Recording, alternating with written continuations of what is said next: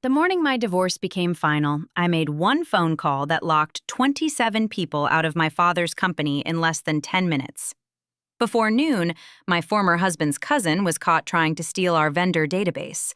My mother-in-law already knew where I was living, and a $12 million contract was on the verge of collapsing. Everyone thought I was taking revenge after a divorce. They were wrong. I was the chief operating officer of the company they had quietly taken over, and for almost 9 years, the people I called family had been building a system that was designed to leave me holding the blame. What finally exposed them wasn't my divorce. It was the one mistake they never expected me to survive. Chapter 1. The Call. I made outside the courthouse. The judge's signature was less than 10 minutes old when I stepped out of the Allen County Courthouse and called my father. The morning air felt too warm for June, and the stone steps reflected the sunlight hard enough to make me squint. In one hand, I held a manila envelope containing the final divorce decree. In the other, I held my phone so tightly that my fingers had gone numb. I wore the gray blazer I had bought when I became Chief Operating Officer of Mercer Structural Systems. Back then, I had chosen it because it made me look like the kind of woman who could walk into a room full of men twice her age and make a decision no one wanted to make. That morning, it was supposed to make me feel like that woman. My hands were still shaking badly enough that I entered my passcode wrong twice. My divorce attorney, Callista Reed, was still inside the courthouse, waiting for a certified copy and formal confirmation that the decree had been entered. She had told me to stay close to the building until she called. Instead, I walked to the edge of the steps, found my father's name, and pressed the screen. Gideon answered on the first ring. I said, "Dad, activate the 27." For several seconds, I heard nothing but the faint mechanical noise of the fabrication floor behind him. He did not ask if I was all right. He did not ask if Bennett had looked at me when the judge ended our marriage. He asked one question. Is the decree final? I looked down at the envelope in my hand. The judge signed it. Callista is getting the certified copy now. My father exhaled once.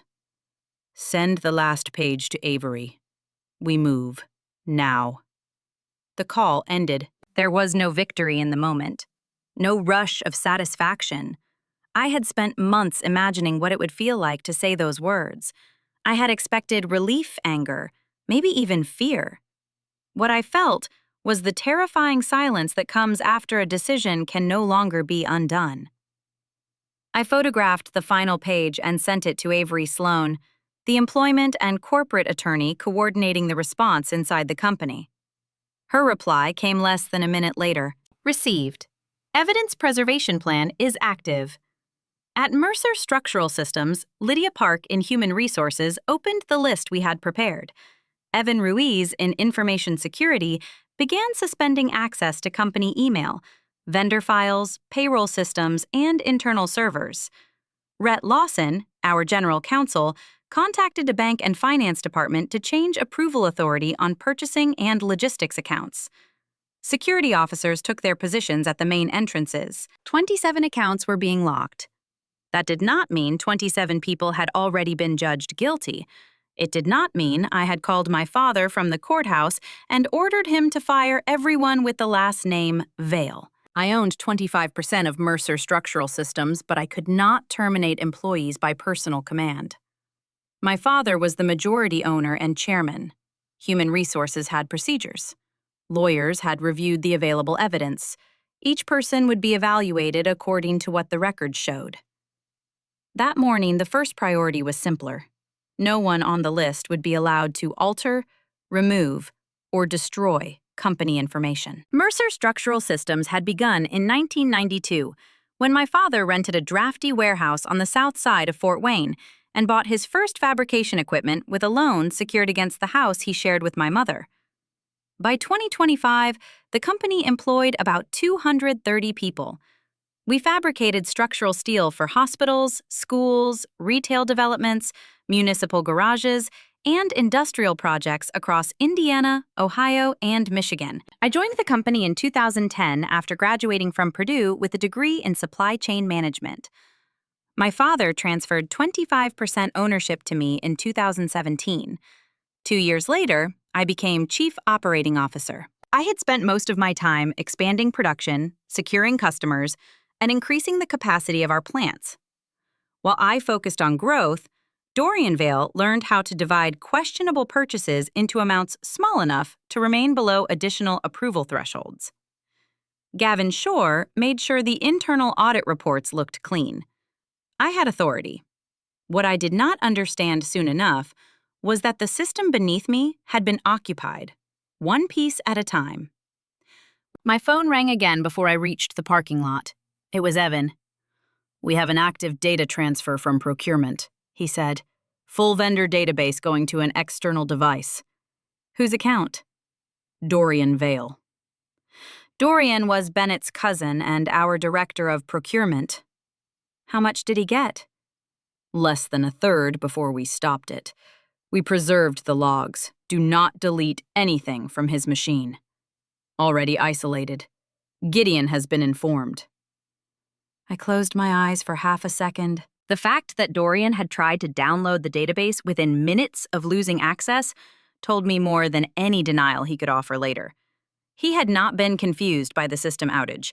He had known exactly what he needed to take. Evan told me Dorian had called my father and insisted the network was malfunctioning. Gideon had not argued with him. He had simply instructed Dorian to remain in his office until Lydia and Avery arrived. When the call ended, a message appeared from Bennett. "What did you do?" Those 4 words were the first thing my former husband said to me after our marriage legally ended. He did not ask whether I was safe. He did not ask whether the hearing had gone smoothly. He did not ask how it felt to walk out of a courthouse without the wedding ring I had worn for nearly 9 years.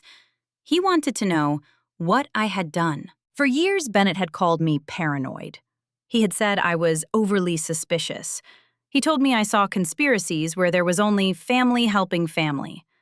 Yet, less than 10 minutes after 27 accounts were locked, he knew exactly where to direct his fear. I did not answer. For one brief moment, the courthouse steps disappeared, and I was standing beside a weed-covered lot outside New Haven. There had been no warehouse there, no loading dock, no trucks, no security gate. Only tall grass, a leaning fence, and an empty stretch of dirt where Mercer Structural Systems had supposedly been paying for storage space for years. When I had first questioned the payments, Bennett told me I did not understand how logistics worked. I understood enough to recognize an empty lot. My phone buzzed again. Avery told me not to go to the company. She wanted the employment actions handled without a confrontation involving the recently divorced spouse of a man connected to the suspended employees. "Go home," she said. "Do not answer calls from anyone on the list. Do not post anything. Let Lydia and the legal team work." Home no longer meant the house Bennett and I had shared. 5 months earlier, I had rented a small place in a Boyd township. The address was not truly secret. It appeared in the divorce filings because Bennett needed a valid address for service and official correspondence. I knew he had it. I had not believed he would hand it to his mother. As I drove west, short updates appeared on my phone. Dorian had requested counsel. The vendor database transfer had been fully contained. The system logs were preserved. Tessa Vale in payroll had called Marcella several times. Avery repeated that I should not respond to employees or make any public statement. I pulled into the driveway of the rental house shortly before noon. Inside, the rooms still looked temporary. Half my books remained in boxes. A lamp stood on the floor because I had not bought an end table. The kitchen was clean in the careful way a place looks when no one has lived there long enough to make it belong to them. A red folder waited on the table. It contained Nolan Price's summary of the forensic investigation. 11 months of invoices, access logs, contracts, payroll records, and vendor histories had been reduced to a stack of paper thick enough to bend the folder's metal fastener. I set the courthouse envelope beside it. Before I could open either one, movement passed across the front window. A black SUV rolled slowly down the street. I recognized the vehicle before I saw the driver. Marcella Vale sat behind the wheel. She did not stop. She did not lower the window. She only slowed enough to look directly at the house. Directly at me. Then she continued toward the end of the block and disappeared around the corner. Bennett had given her my address. The operation at Mercer Structural Systems was no longer only an internal company matter. Marcella knew where I lived. I stood behind the curtain and watched the empty street while my phone kept vibrating on the kitchen counter. For the first time that morning, I was afraid to see whose name would appear next. Chapter 2. The Family That Moved In, One Job at a Time. The phone kept vibrating, but the name that finally pulled me backward was Bennett's. Not the Bennett from the courthouse. The Bennett I had met 11 years earlier at a business fundraiser in Indianapolis. In 2014, I was 27 and already tired of being introduced as Gideon Mercer's daughter before anyone mentioned my actual job. I had spent 4 years learning production schedules, vendor contracts, freight costs, and the 100 quiet decisions that kept a steel company moving. Still, most people looked at me and saw inherited access before they saw competence. Bennett did not. At least, that was what I believed then. He was working in business development and had an easy way of making people feel as though the room had narrowed around them. When I told him where I worked, he did not ask how much of the company I would inherit or whether my father planned to retire. He asked what part of the business I liked most. I told him I liked solving problems before they reached the fabrication floor. He asked what kind of problems. We talked for nearly an hour about supply chains, steel pricing, and the difference between growing a company and merely making it larger. For the first time in a long time, I felt seen as a person instead of an extension of my father. We married in September of 2016. Dorian Vale was the first. A few months after the wedding, Marcella mentioned over dinner that Bennett's cousin was looking for work. She did not ask for a management position. She said Dorian had experience in purchasing 2 children at home and the kind of loyalty companies could not teach. Family takes care of family, she said. At the time, it sounded generous. Dorian joined Mercer Structural Systems as a mid-level buyer. During his first year, he performed well enough to quiet every concern I might have had. He negotiated lower prices on several steel orders, stayed late during a difficult quarter, and made himself useful to people who mattered. Gideon liked him. I liked that my husband's family seemed proud to be part of something mine had built. That first success made the next recommendation easier. Dorian knew someone with logistics experience. Marcella had a niece who understood payroll. A family friend named Gavin Shore had worked in internal audit. Another cousin, Celia Vale, needed an opportunity in vendor compliance. No single hire looked dangerous. There was always a resume, a reference, and a reason the position needed to be filled quickly. By 2020, procurement, logistics, payroll, and internal audit all had someone connected to Marcella. The number of Vale relatives inside Mercer was unsettling in hindsight. But the number was never the most dangerous part. The dangerous part was where they worked. Procurement could choose a vendor. Logistics could confirm delivery. Payroll and accounts could move the money. Internal audit could decide whether anyone needed to look closer. They did not simply occupy jobs.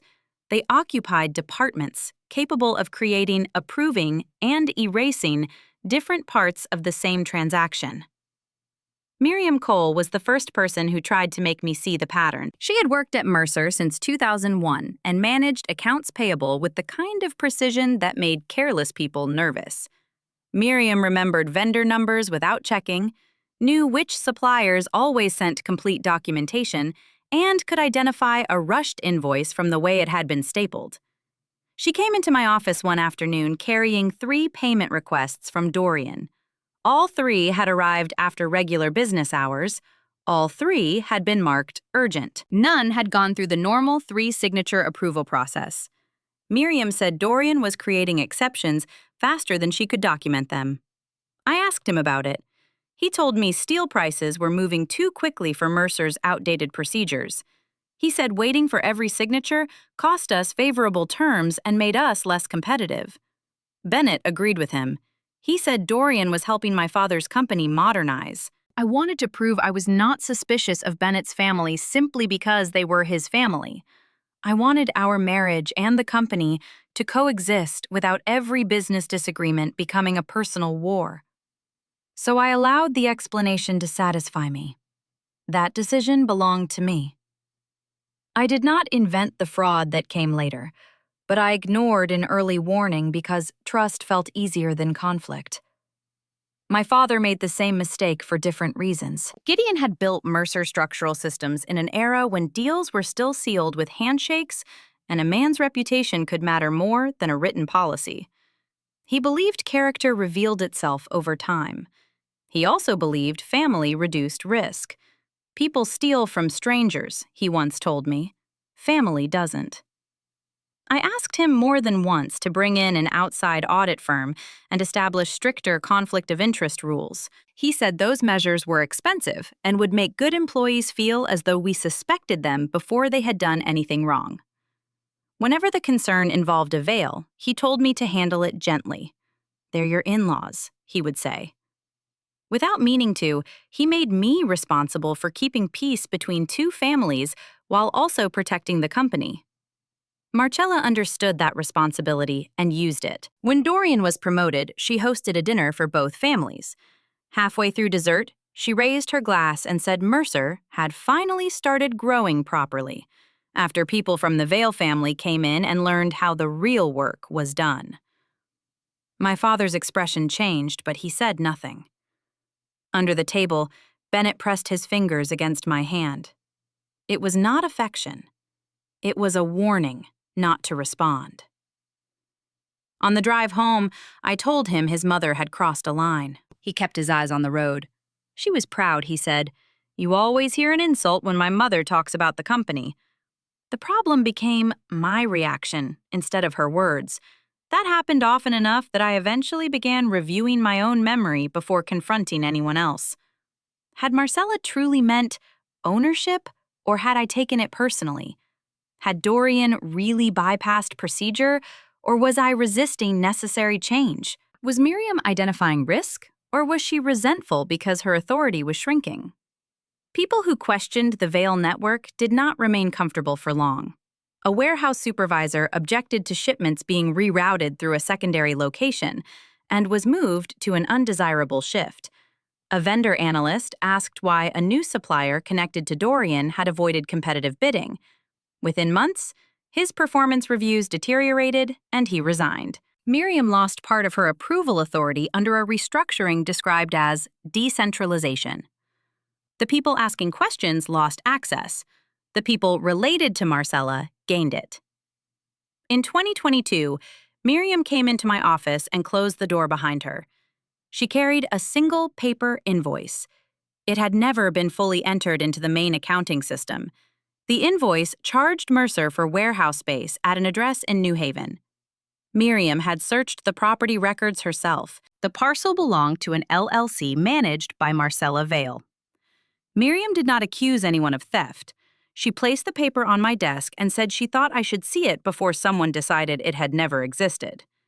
The invoice stayed in my office for the rest of the day. That evening, I asked Bennett whether his mother owned property near New Haven. He said she owned several small properties and asked why it mattered. I showed him the address. His face tightened before he relaxed it again. "Owning land does not prove anything," he said. "Mercer is paying warehouse fees there. Then it is probably a paperwork issue. There is no warehouse listed in the property record." He leaned back in his chair and looked at me as though I had disappointed him. "You are turning an invoice discrepancy into a conspiracy against my family." I told him Miriam had raised concerns before. He said Miriam was angry because she had lost authority. Then he gave me a choice that was never really a choice. I could trust my husband, or I could trust an employee he had already described as bitter. The Hawthorne contract arrived not long after that. Mercer Structural Systems won a $12.6 million agreement to fabricate structural steel for a medical center and municipal parking project.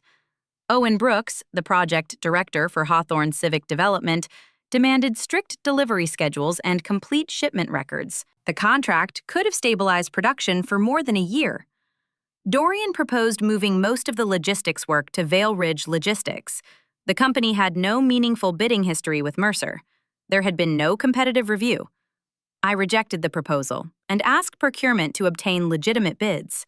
Bennett told me I was letting personal suspicion interfere with business. He called Vail Ridge an opportunity for both families to grow together. That phrase stayed with me, both families. The company belonged to Mercer shareholders. Its wages supported hundreds of employees. Its contracts carried obligations to customers who had never met Marcella Vail. But Bennett spoke as though our marriage had quietly converted it into shared family property. One night, I brought Miriam's paper invoice home in my work bag. Bennett saw the corner of it while I was hanging up my coat. "Why are you bringing company records into this house?" he asked. I said I needed to review a payment. He held out his hand. I did not give him the invoice. His expression changed. "You need to decide whether you trust your husband or a woman in accounts payable who's angry she lost authority." I looked at the man I had once trusted because he made me feel seen. Now he was telling me who I was allowed to believe. After he went upstairs, I removed the invoice from my bag and placed it inside a plain envelope. I did not return it to the accounting system. I was not certain yet that anyone had committed fraud. I only knew I had become afraid that if I put the paper back where it belonged, someone would make sure it disappeared. Chapter 3. The Warehouse That Never Existed. By July of 2024, fear was no longer enough.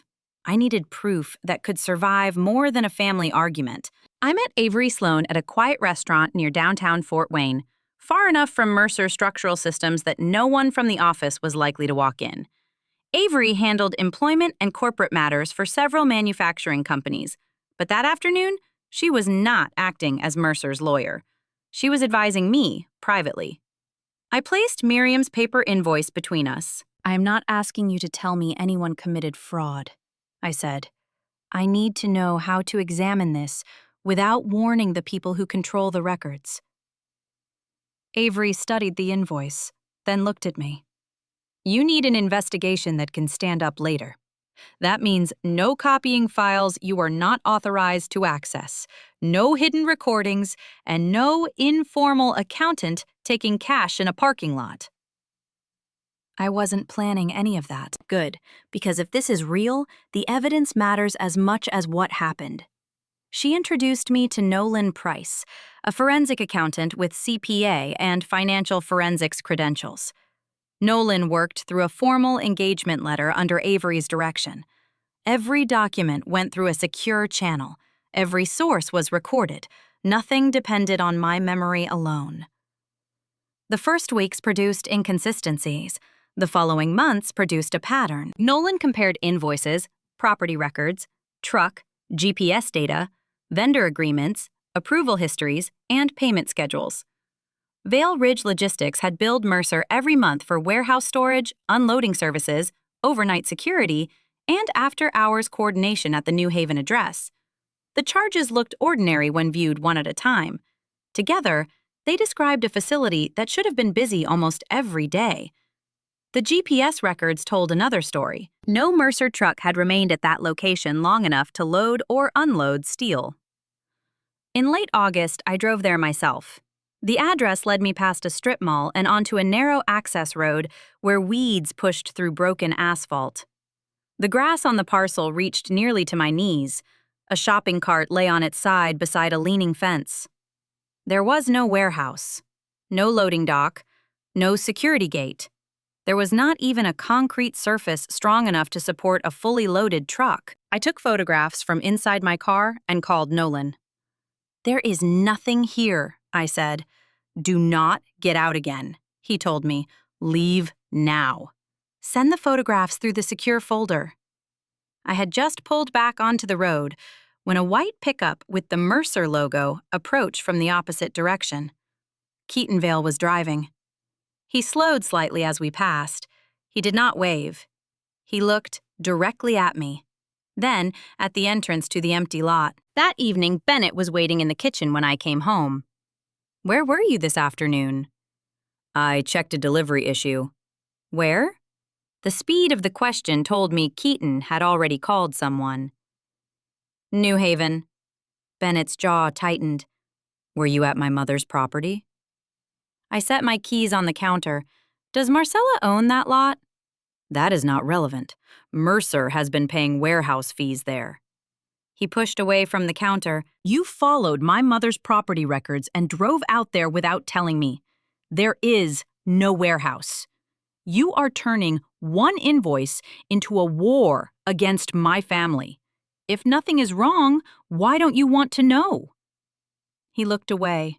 Then he said I was destroying our marriage over paperwork. The investigation continued. Nolan found inflated vendor invoices, consulting fees with no documented services, payroll allowances for work no one could verify, and contracts divided into smaller amounts to remain below additional approval limits. Internal audit reports had been edited to lower the risk ratings of vendors connected to the Vail network. Every month, the possible exposure grew. Miriam helped quietly. One afternoon, she told me about a digital folder containing earlier versions of several invoices. The revision histories showed amounts increasing after the original approvals. Before she left my office, she closed the door. "My husband had heart surgery last year," she said.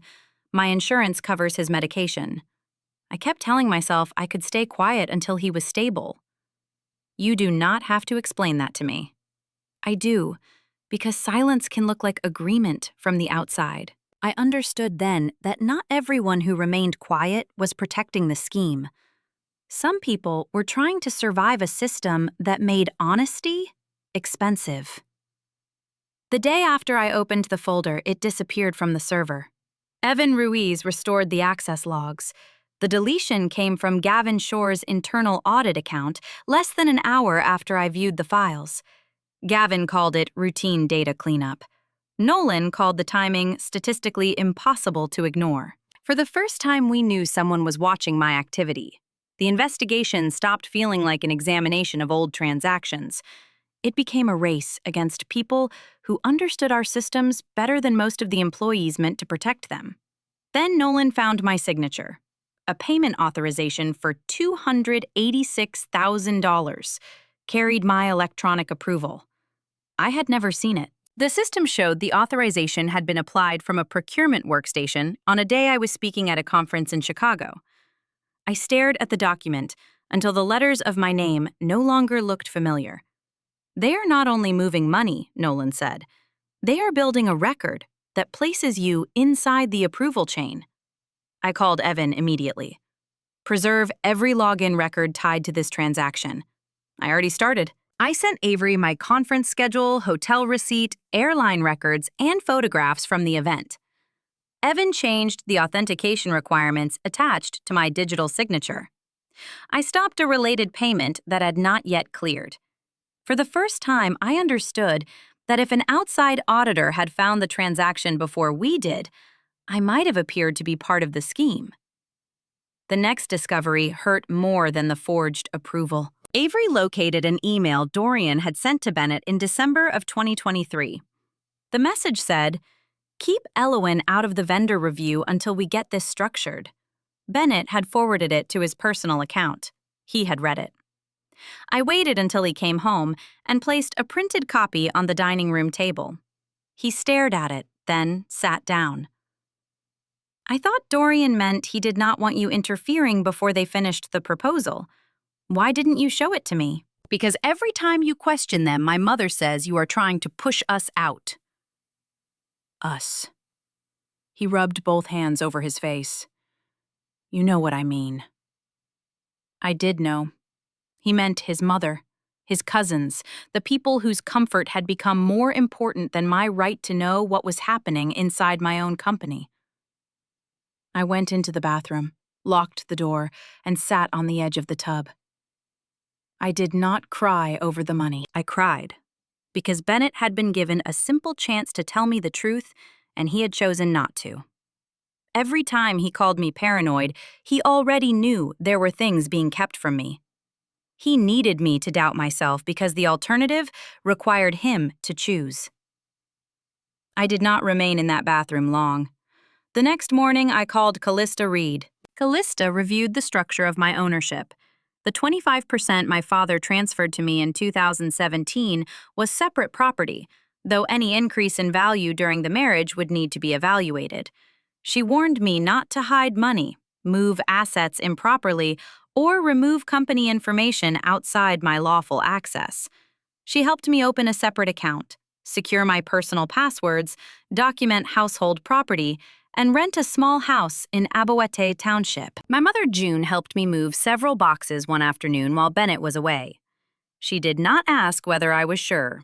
She carried a box of books into the rental and set it beside the wall. "You've been keeping peace for people who never had to pay for it," she said. Nolan's next discovery confirmed there was no peace left to protect. Dorian had prepared a 10-year logistics agreement between Mercer Structural Systems and Vale Ridge Logistics. The contract included a $1.4 million termination fee and gave Vale Ridge priority over most of our freight. It was scheduled to be presented as a cost-saving solution for the Hawthorne project. Bennett had urged me more than once to support it. The invoice scheme had not been the final objective. They were trying to convert temporary access into permanent control. I told my father part of what we had found.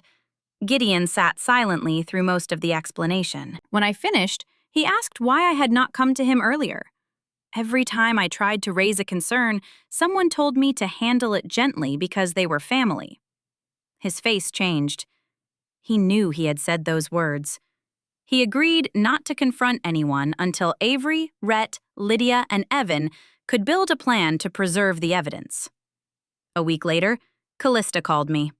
Bennett had contacted a valuation firm and requested an estimate of my 25% ownership without telling me. That same evening, he came home carrying a folder.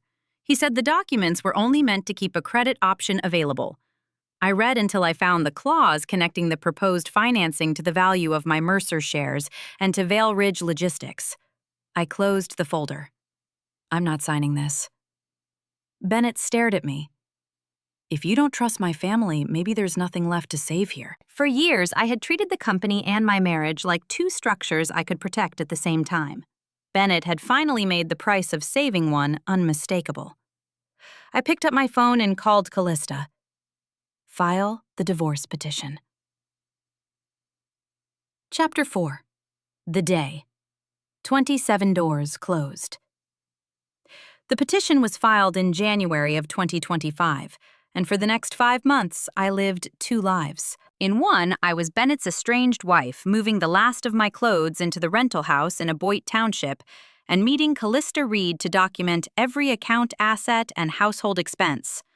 In the other, I was still Chief Operating Officer of Mercer Structural Systems, walking into the same building each morning as if I did not know that several people inside it had used my name, my authority, and my marriage to protect themselves. Bennett shifted between apology and accusation. One night he left a voicemail saying he missed me. The next morning, he sent a message saying I was humiliating his mother.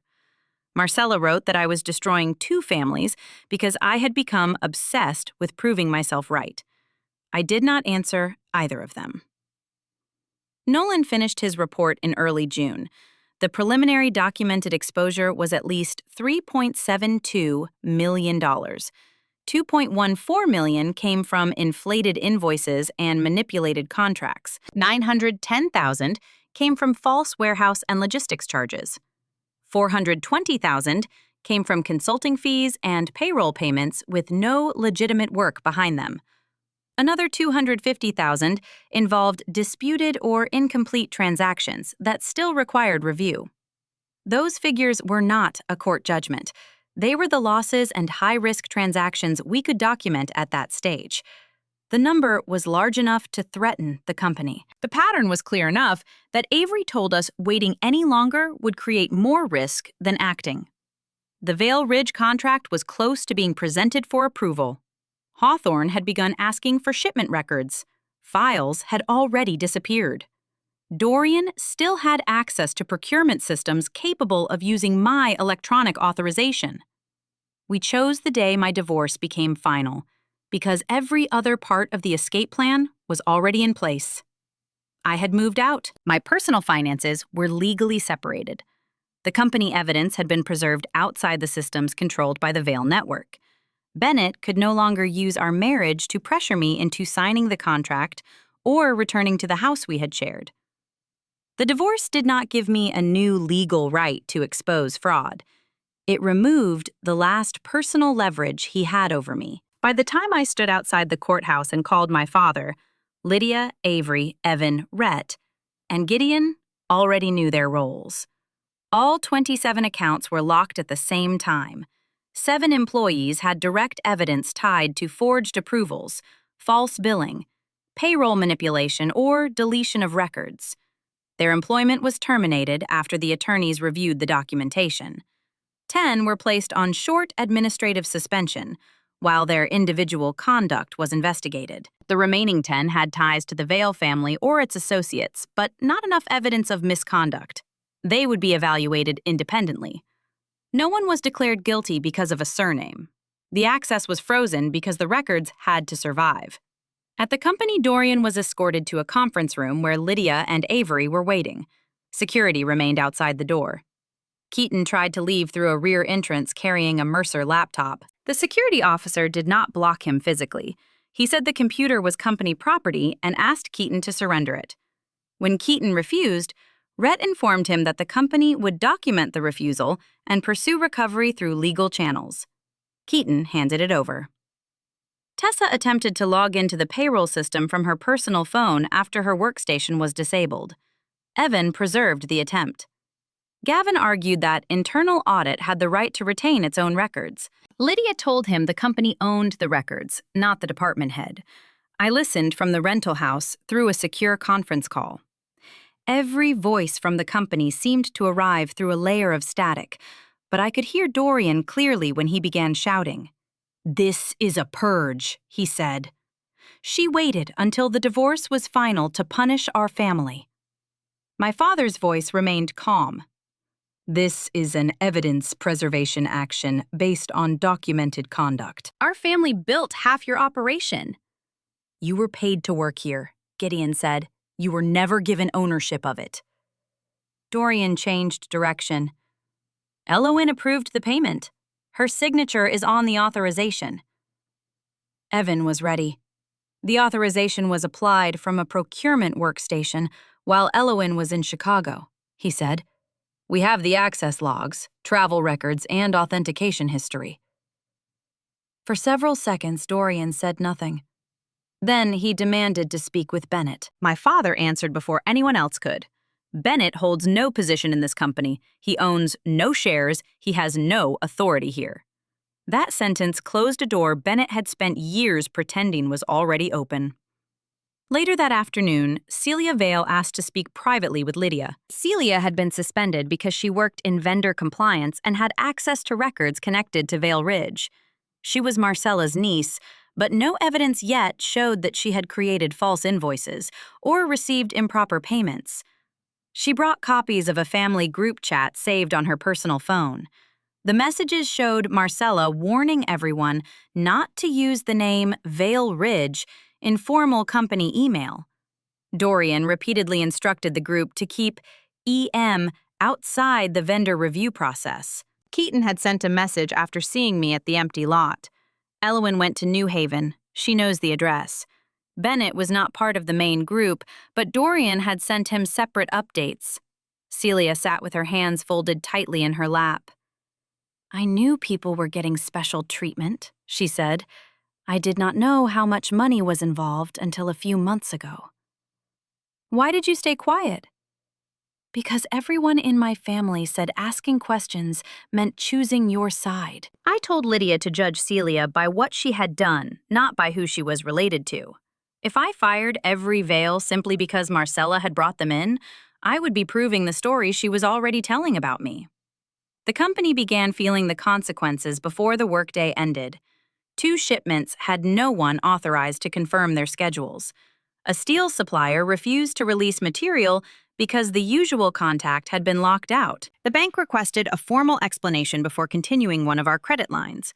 Owen Brooks called Gideon about missing Hawthorne's shipment records. Closing 27 doors had stopped the immediate risk. It also exposed how much of the company had been built around the people behind those doors. Marcella moved faster than our legal team expected. She called relatives, employees, and several people in the local business community. By late afternoon, an anonymous post appeared in a Fort Wayne community group. It described me as an heiress who had fired working families the same day she divorced her husband. A few employees who had nothing to do with the investigation began asking Lydia whether they would be next. I wanted to respond publicly. Avery stopped me. "Anything you say now can be pulled into a lawsuit," she said. "Let the records speak first." It was difficult to remain silent while Marcella rewrote the story, but I was beginning to understand that people who benefited from the absence of boundaries often described those boundaries as cruelty. Marcella arrived at my house shortly after sunset. She pounded on the front door, hard enough to shake the frame. When I opened it, she was already speaking. "You will call your father and reverse this tonight. The decisions are being handled by Human Resources and Counsel. You started it. You can stop it." "No." Her face hardened. 27 families are losing income and insurance because you could not keep your marriage together. Each person will be evaluated according to what they did, not according to their name.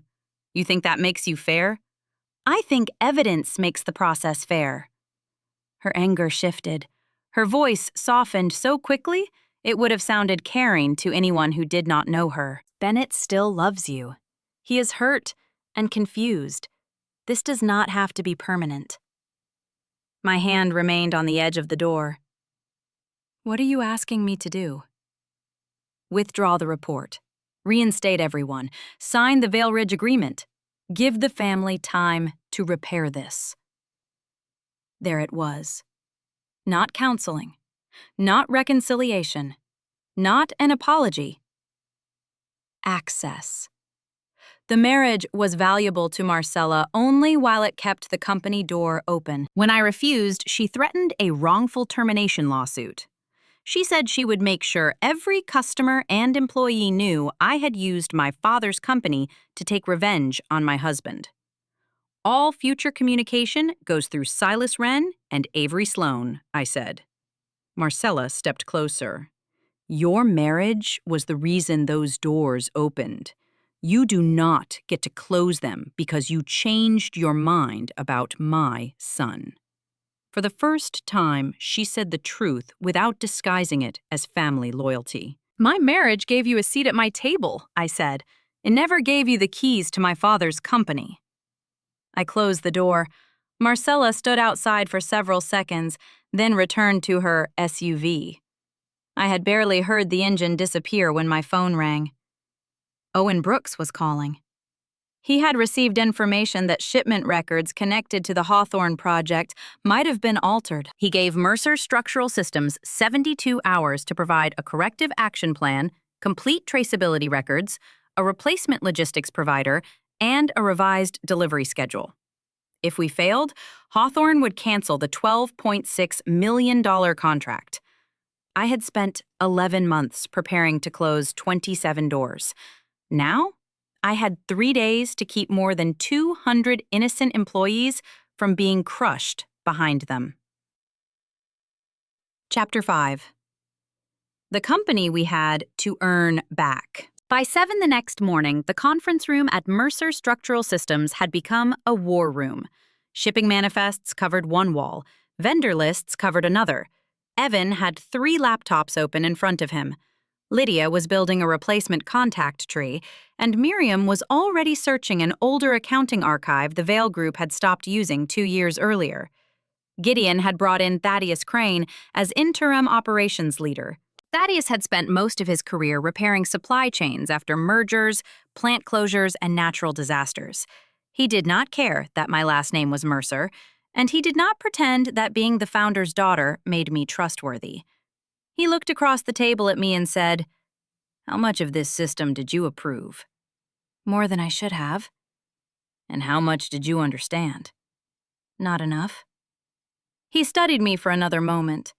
I did not ask him to believe me. "Check every decision I make," I said. "Just help me keep 200 people from paying for what 27 accounts did." He nodded once and opened the Hawthorne schedule. For the next 72 hours, we tracked every beam truck inspection certificate and delivery record connected to the project. Evan recovered deleted routing data. Lydia contacted replacement carriers. Rhett coordinated with the bank. An outside auditor began verifying material certificates. Miriam found the records that saved us. Before Gavin changed the internal systems, accounts payable had maintained archived invoice images on a separate server. Miriam knew the old naming structure and located shipment confirmations that had never been transferred into the new platform. She placed the first recovered file in front of me. "I told you something was wrong," she said. "I know. No, you heard me." That was not the same as listening. The words hurt because they were true. "I'm sorry," I said.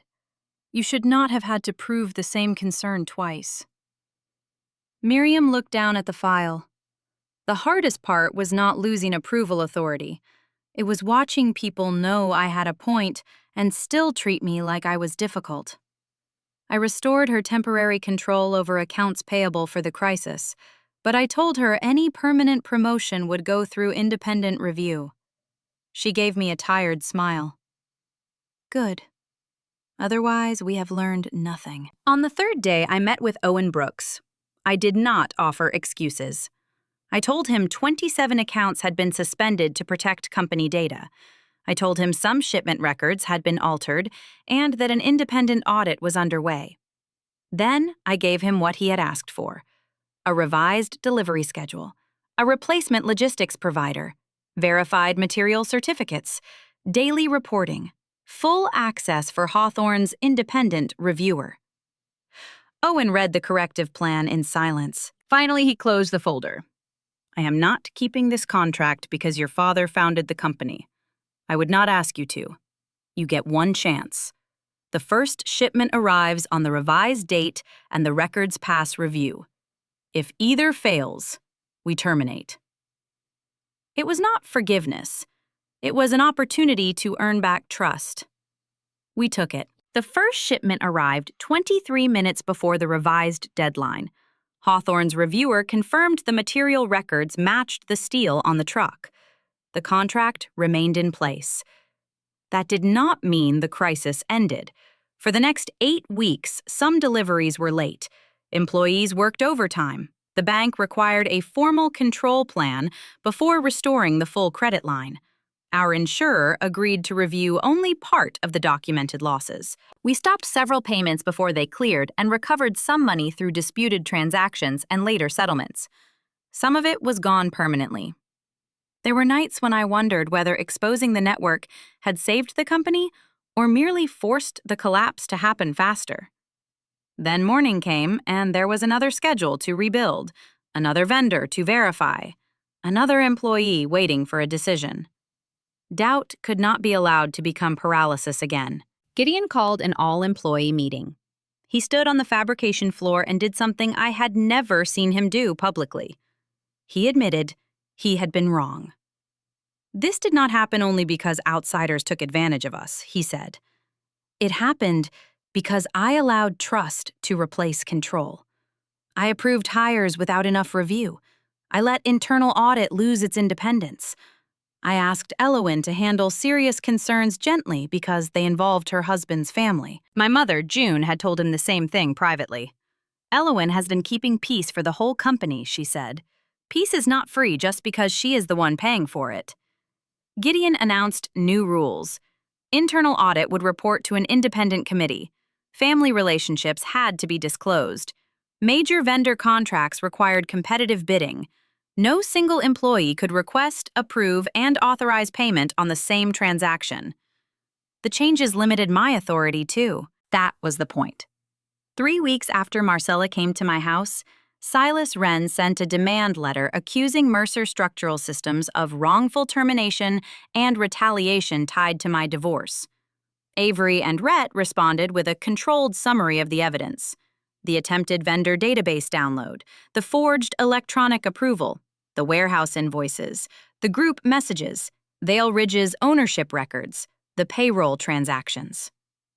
Silas requested a confidential pre-litigation review. After he examined the documentation, Marcella did not file suit.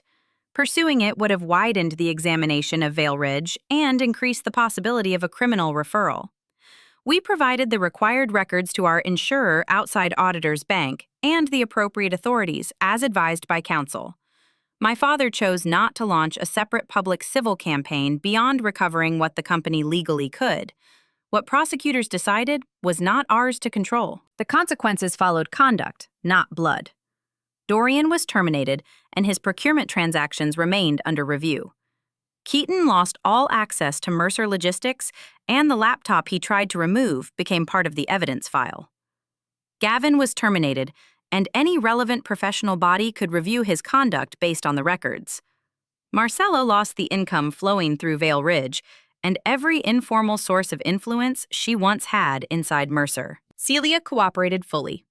After an independent review found no evidence that she had created false records or received improper payments, she remained employed under the new compliance rules. Several others connected to the Vale family were also retained. Justice could not mean replacing favoritism with collective punishment. Bennett called after Hawthorne accepted our corrective plan. His voice was quieter than I remembered. "I read Dorian's email," he said. "I knew Vale Ridge was connected to Mom. I waited. I did not know the amount." "You knew enough to ask." "Yes." He took a long breath.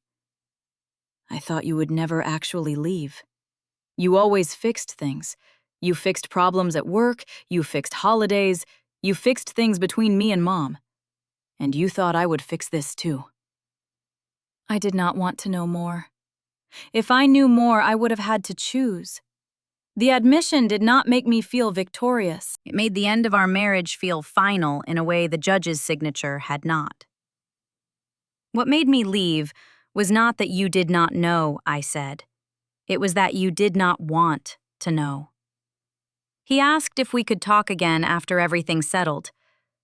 "This is the conversation we still owed each other," I said. "There is nothing left to settle between us." I ended the call. 3 months after the accounts were locked, vendor costs had fallen 17.6%. The false warehouse charges were gone. Hawthorne kept the contract. Thaddeus became Senior Vice President of Operations. Evan built new access alerts. Lydia introduced a formal conflict of interest policy. Miriam received a permanent promotion after an outside review confirmed what the people closest to the work had known for years. By the fourth quarter of 2025, Mercer posted the strongest profit margin in its history, even though revenue was not the highest it had ever been. We were not growing through hidden costs and borrowed trust anymore. We were finally measuring the business we actually had. In February of 2026, the advisory board and leadership team completed a formal review of my work during the crisis. They evaluated the Hawthorne recovery, the restructuring of procurement and logistics, the protection of employees who had acted honestly, and my willingness to accept oversight for the warnings I had once ignored. Gideon announced my appointment as president on the floor of the first plant he had opened. I wore the same gray blazer I had worn outside the courthouse. That morning in June, I had needed it to feel like a woman capable of making a decision that could change everything. Standing in the plant, I understood the blazer had never made me a leader. Facing the truth, accepting my part in what went wrong, and rebuilding what remained had done that. After the announcement, I walked across the fabrication floor alone. Miriam was training a new employee. Thaddeus was reviewing the shipping board. Evan stood with the IT team near the production office. The positions that had once been controlled through family loyalty were now protected by process and accountability. I did not think about what Marcella had lost. I thought about every door I had opened because I believed love and loyalty were the same thing. Letting someone into your life does not give them ownership of everything you have built. I did not reclaim my life by destroying the Vale family. I reclaimed it by closing the door they had walked through for too long, and finally, keeping the key in my own hand. Bennett did not create the false invoices, but he knew enough to speak and chose silence instead. Do you think his silence made him as responsible as the people who took the money? And where would you have drawn the line? Share your answer and stay with the channel for more stories about women who finally chose themselves.